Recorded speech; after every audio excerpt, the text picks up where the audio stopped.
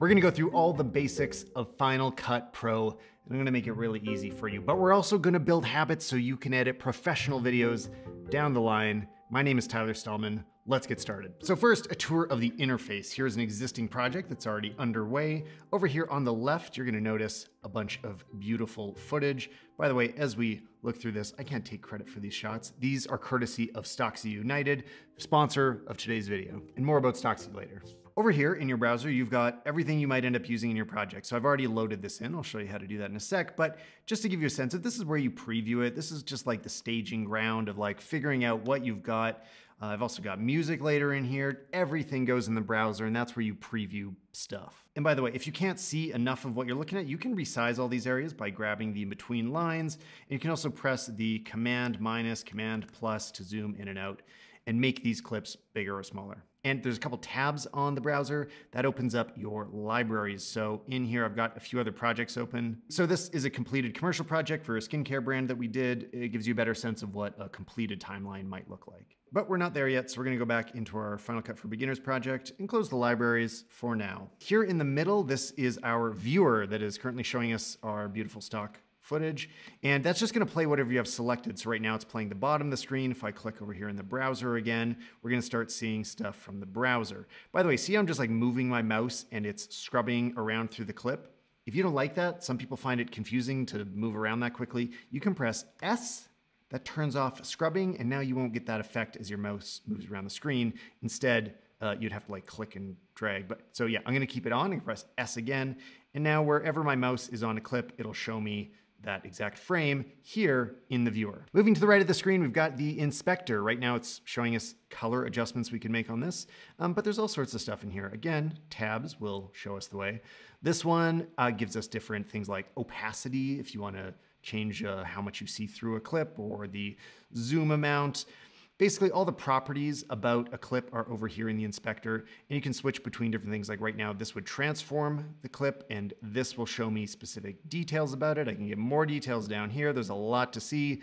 Don't get overwhelmed. You don't need to worry about it much yet. The first things we'll leave it on the video inspector tab to start with. And then down here below at the bottom, this is our timeline. This is what editing is. It's putting a bunch of clips in a row so that they play back as a sequence. So it's not just one long clip. We've got some different layers of them on top of each other. We've got music on the bottom, and I'll show you how to use it in 2 seconds, but for now I'll just keep scrubbing back and forth because I like seeing this footage. But also worth knowing is that wherever you've clicked last, you'll see this very subtle blue border, and that's how you know which of these panels is selected. So right now you can tell it's the timeline. If I click the viewer, it's a little bit of a bluish purple up here at the top. If I click the inspector, depending which panel is selected, different keys and shortcuts will do different things in that area. So for example, a basic shortcut you could have guessed, if I click on the inspector and I press Command plus, it will zoom in, Command minus will zoom out. And if I do that over here in the browser, it'll do the same thing. It'll zoom in and out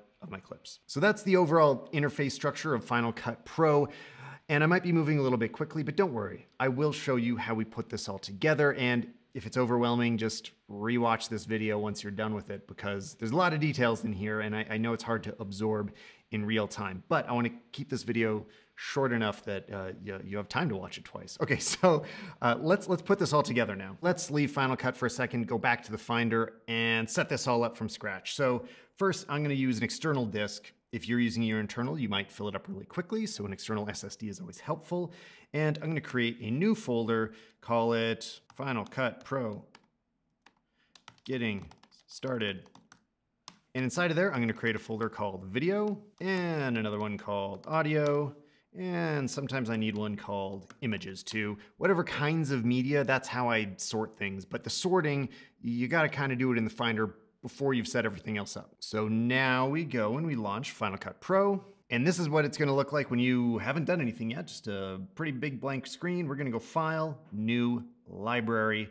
I've explained libraries in a previous video and why I use a different library for every single project, unless all the videos share footage, but usually new library, every project. That video will help a lot. The link is in the description below. And I usually name it the same thing as the folder. And let's minimize Final Cut and look at what that did. So now there is a library inside of our project folder, and this is how I kind of organize things. Before we customize the library or build anything, there's one preference I recommend changing based on the way that I edit, and that's in the import section of preferences. I'm gonna change it to leave files in place. So that allows all of those folders we just created to stay organized the way that you made them. If you do copy to library, it will make duplicate files inside of a library file, and Apple says it's easier. I find it a little harder to let Apple manage your media, so we're gonna leave files in place. Oh, and while I'm in preferences, I just want to point out in the playback section, this background render option.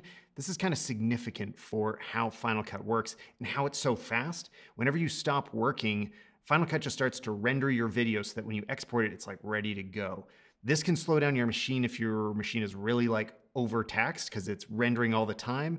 But if you have a reasonably fast machine, then your final export is super speedy. So try to keep it on if you can, but if you find your machine slowing down, you can turn it off. It depends. I just want to point this out for later. Okay, but I'm gonna leave it on, back to editing. So now let's get some videos in here. I'm gonna go back to the Finder where I was a moment ago, and here are the videos that I downloaded from Stocksy. I'm just gonna select them all. And again, file management starts in the Finder, and I'm gonna drag them to the video folder that I created. So now I know where they all are. It doesn't really matter what they're named. I don't have to worry about any of that. Now let's go back into Final Cut, and there's two ways to do this. One, you can click import, which it's good to see this import dialog because it shows you all the options and all the preferences you could use. Looks a little more complicated. I'll show you the easy way in a sec. But again, same thing that I don't want to copy to library. That could create duplicates. I'm going to leave files in place. I'm just going to navigate to it, which is on my external drive. And here you can see a preview of everything you're about to import. Lots of preferences over here on the right. Good to know this in the future. We're not going to use it today. So instead, I'm actually going to close this import dialog, go back to the Finder, and I'm gonna click and drag this whole video folder onto this date. Now, we haven't talked about the date yet, but the date is just the default name for an event. An event is a folder. This is a place where people can get confused. So an event in Final Cut Pro is effectively just a folder. I usually only actually have one event per project. I don't even rename it, so I'm gonna just leave that what it is.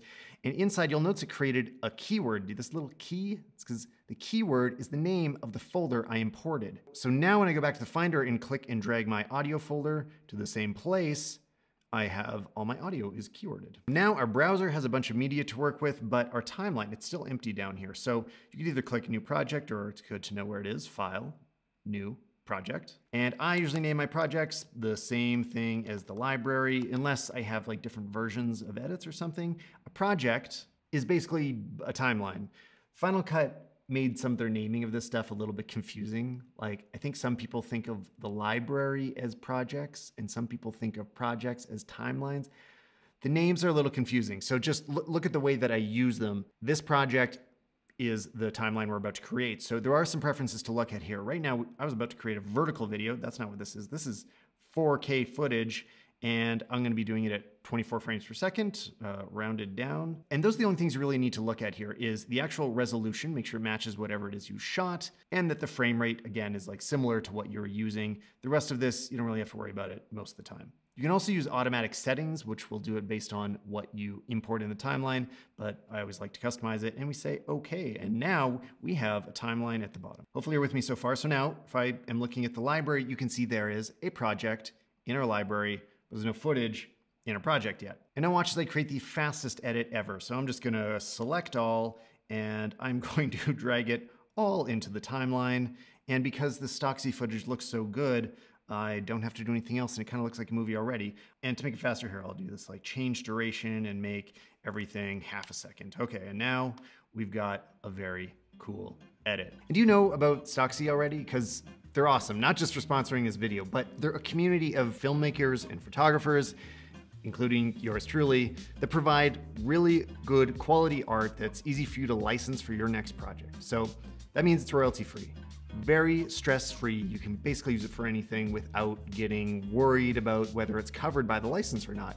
But if you need, they do also have extended licenses, market freezes, and exclusivity. So, you can just talk to them about whatever your specific needs are, but the basic license covers most things. Their search is easy to use, and Stocksy has powerful discovery tools, so it's easy to find exactly the shots that you're looking for for your project, whatever it is. The quality of work there is really next level. One cool feature is that they shoot in like narrative sequences a lot of the time. So you'll be able to find multiple shots to tell a complete story. So it's not just one-offs, like the shots can link together and keep some kind of common style, location, or characters throughout your footage. And Stocksy's contributors are a community unlike any other. It's a cooperative, so everybody actually has a say in how the company's run, and that means that it's really allowed it to thrive. And that's why when I call them artists, I mean it. And it's not all the cool, trendy lifestyle stuff I showed you here. You can also check them out to find, great business, office environments, or landscapes. Just head over to Stocksy, click the link in the description below. And thanks, Stocksy, for sponsoring this video. I really like what you do. Now, back to Final Cut. All right, now let's edit for real. That was a bit of a cheat, throwing it all in the timeline. Let's delete all that, select all, delete. And now we're gonna go back to the browser and select some good moments that we like. So one way you could do that is just by mousing over things. Again, we have the scrub tool on. I could just move and I could just click and drag, and that selects the area that I want to use.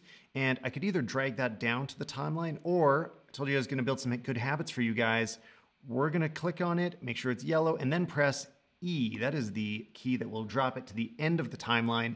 It's usually how I'm adding clips into it. And if you're not the kind of person that uses shortcuts, now's the time to start. You should really be using shortcuts, so I'll keep telling them to you. If you haven't figured out how to navigate the browser yet, again, I've got the scrubber thing on, so I just move through it till I like a moment. Maybe I want to turn around here. So right at the turnaround, I could press play and that'll preview it in real time. She's looking around. Okay, cool. So maybe that's what I want to use.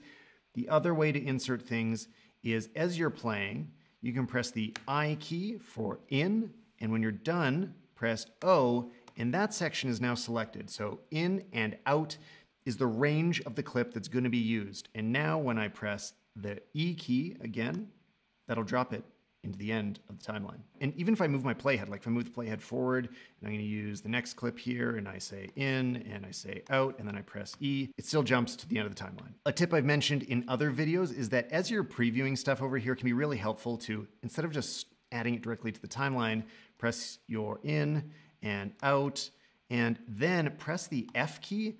And you see how there's a little green line here? That means it's been favorited. So later I could go back and I could sort by all my favorites, and then you can just refer back to like all the favorite moments of the whole shoot that you've got, but that's a little advanced for now. For now, we'll just keep dropping them into the timeline. As you're playing through your browser, when you hit the spacebar, it will actually just keep playing from one clip to the other. So in our case, again, this looks sort of edited as it just plays through. If it's not playing from one to the other, there is something called loop. By the way, I forget where things are in menus sometimes, so you can always click help, and I'm gonna look for loop. Oh, there it is. It's in playback. Loop, or more importantly, the shortcut for it is Command L. So that will just keep playing the same clip over and over when it gets to the end. You can see it just looped.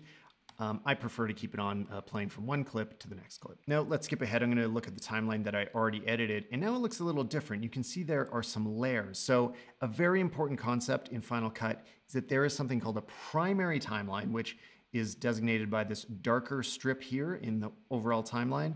And that's really where you start. Like in a basic edit like this, you could do everything with just the primary timeline, and you don't have to start having stacks of different clips on top of each other.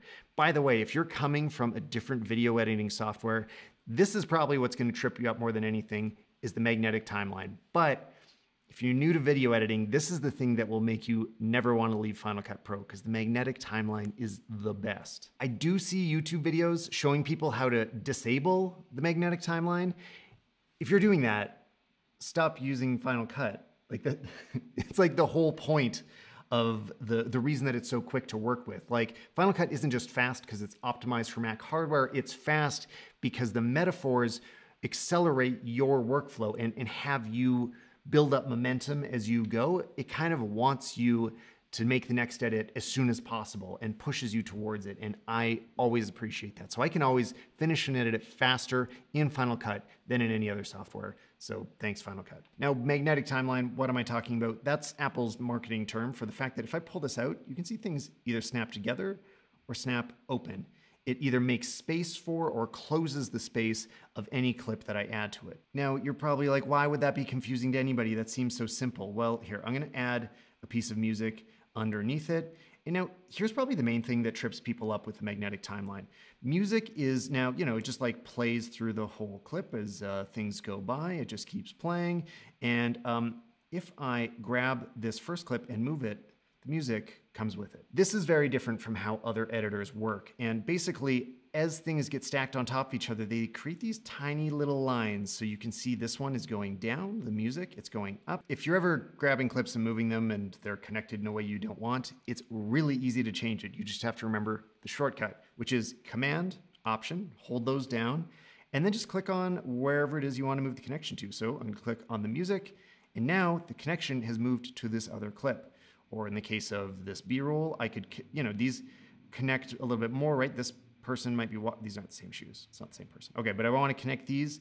I can Command, Option, click, and now the line is connected there. So those two are together. This makes it so much easier to not make mistakes when you're editing in Final Cut. And it's the hardest thing for me to go back to, let's say, Resolve or Premiere, is that you can make a change earlier in your edit and it kind of breaks everything later in your edit. Whereas Final Cut keeps everything together and you can keep moving quickly and just trust the software to not let things fall apart. Anyway, this is like why I keep using Final Cut forever, because the metaphor just makes a lot of sense to my brain. So right now, the length of the clips that are playing, like their duration, was set by the in and out points that we originally established, but after we've added them all to the timeline, we probably want to make some changes. Now, I have a special way of doing that I didn't learn for a little while, and so I'm going to pass it along to you. Oh, wait, first one little thing. The music doesn't take up the whole length of the video right now. So here's one way to do it. This is the first way I learned, is you just can click and grab the end of any clip or any piece of music and drag it to the length that you want to use.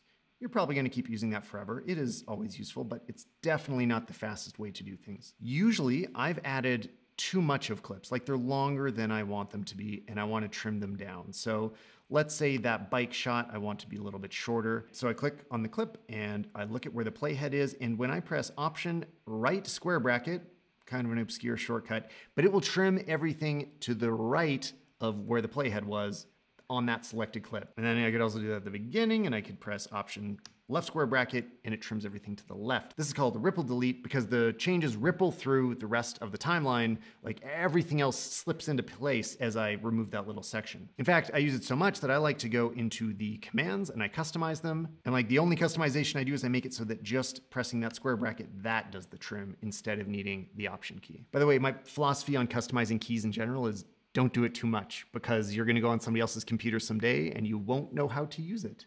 So I just make a few small changes, like removing those modifiers. So now we've tightened up our edit and it plays back at a speed that we like. We can kind of finish it, right? Let's like tweak the things at the end and make it exactly what we want. Okay, so for example, this shot, I believe this is actually shot on film, and it just doesn't quite match our other stuff. So I'm gonna use the inspector layer to make a few changes to this so that it is more in line with the others. I don't want to remove it. So I make sure that it's selected. There'll be that yellow border around it. And then inside of the inspector, I can do a few things. First, you can see that there are black borders on this because this is a 4:3 ratio. That's the Super 8. I think you can see the cameraman. Yeah, there's the cameraman in here. So it is cropped in a different way than the rest of the footage. So to make it match, I'm going to click on the zoom slider and drag it until I've lost those edges, which is kind of boring. I know, I'm like cutting out the cool film stuff of it, but just for this example, I can still see some on the left there, so I got to go just a little bit more. That is not actually making it any better, but it does match now. Other things we might want to make match commonly are the colors. So we're gonna click on this little color inspector tab right now, and I've got a different default here. If you want to check this out, you can go into your preferences and you can get a variety of defaults depending on what you choose as your color correction default thing. I don't like the color board. Color wheels are standard, like that's the industry standard. So I changed that so that this is what I see at first. And this is looking very blue compared to everything. I mean, this is quite a blue shot. So I'm gonna start by grabbing my midtones, warm them up a whole bunch. Then I just look at it like next to the shots beside it. It just feels more at home. It's a little less out of place. Also maybe a little darker in the midtones. And next in the inspector tab, we gotta know about the audio. I've only got music in here. None of these clips have their own audio, so I'm gonna click on the music to show it to you. And the most important thing is volume. I mean, do I need to tell you that? You can just move it up and down, but you've got to click on the audio thing to know about that. Also, there are effects that you can add. So for example, in addition to just turning it down, sometimes you might want to like uniformly raise or lower the whole volume. Inside of this button here are all of the effects. So I know there's a plugin called Gain. Gain is just like volume, and I can drag this over here and I can say, okay, everything gets turned down by, I don't know, whatever. Mostly, I'm just trying to show you that all the effects are over here. So you can also apply video effects. So for example, there's a bunch of color stuff that's very helpful here. You can put LUTs on top. So if I click and drag that onto here, now in the inspector, I can see some LUT options, and I'm gonna apply one of my LUTs, which you can download if you want. And it just gives it a bit of a film look to kind of match that other film shot. There's tons of effects in here. Dig around, see what you can find. But then also right beside it, there are transitions. Try to keep your transitions kind of basic. Don't go crazy with them. That's like an editing tip, but we are gonna use one here. We are gonna fade out to black at the end using fade to color. I can grab these small edges to make it longer or shorter. Click on it. I've got to set my midpoint to the end. Otherwise, it would start to fade halfway through the, or it would finish fading halfway through the clip. So I want to finish fading at the end of the clip. And now I play it, and it fades to black. Now, before you rewind this video and start watching from the beginning, I'm gonna tell you one more important tip. Like, this is actually quite important and can slow people down a lot if they don't get it with Final Cut. Final Cut creates these big cache files. That's what the rendering was doing. Remember when we were in the preferences and we disabled or enabled, depending on how you work, background render? That's creating those giant cache files. So if we click on our library, you can see, for example, that it is in the library. There is 1.4 gigs. It's not very big yet, but this can grow a lot, like hundreds of gigs eventually. To keep everything organized, again, this is with the library selected.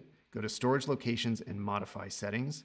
For the media, I'm just gonna choose like the root folder for the whole project. And then for cache, I'm gonna choose that same folder. And now when I go back to the Finder, this is the cache file, and you can see how big it is. It's not actually that big, but now you can just quickly delete it if you ever need to make room for things. And that cache is just speeding up Final Cut. It's not necessary for the edit, but it can be enormous.